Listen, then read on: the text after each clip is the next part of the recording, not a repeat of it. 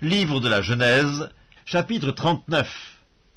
On fit descendre Joseph en Égypte, et Potiphar, officier de Pharaon, chef des gardes égyptiens, l'acheta des Ismaélites qu'il y avait fait descendre. L'Éternel fut avec lui, et la prospérité l'accompagna. Il habitait dans la maison de son maître, l'Égyptien. Son maître vit que l'Éternel était avec lui, et que l'Éternel faisait prospérer entre ses mains tout ce qu'il entreprenait. Joseph trouva grâce aux yeux de son maître, qu'il employa à son service, l'établit sur sa maison, et lui confia tout ce qu'il possédait.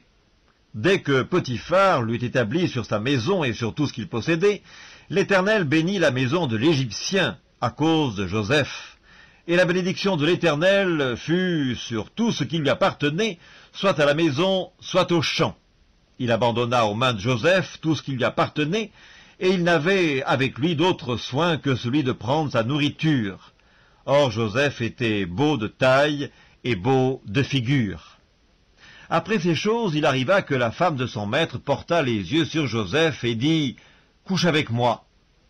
Il refusa et dit à la femme de son maître « Voici, mon maître ne prend avec moi connaissance de rien dans la maison, et il a remis entre mes mains tout ce qui lui appartient.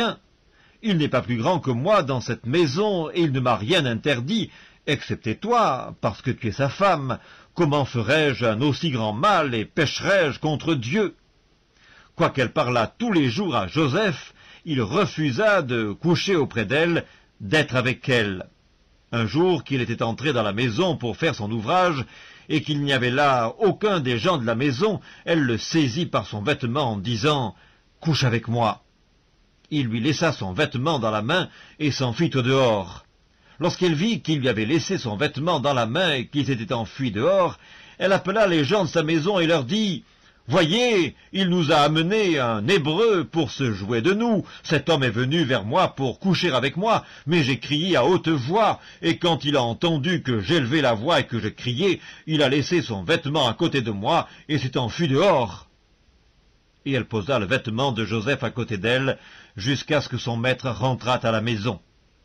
Alors elle lui parla ainsi. « L'esclave hébreu que tu nous as amené est venu vers moi pour se jouer de moi, et comme j'ai élevé la voix et que j'ai crié, il a laissé son vêtement à côté de moi et s'est enfui dehors. » Après avoir entendu les paroles de sa femme qui lui disait « Voilà ce que m'a fait ton esclave », le maître de Joseph fut enflammé de colère.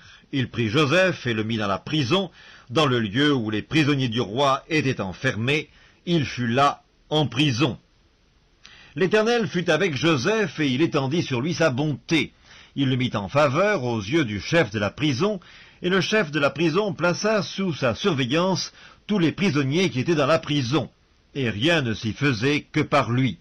Le chef de la prison ne prenait aucune connaissance de ce que Joseph avait en main, parce que l'Éternel était avec lui, et l'Éternel donnait de la réussite à tout ce qu'il faisait.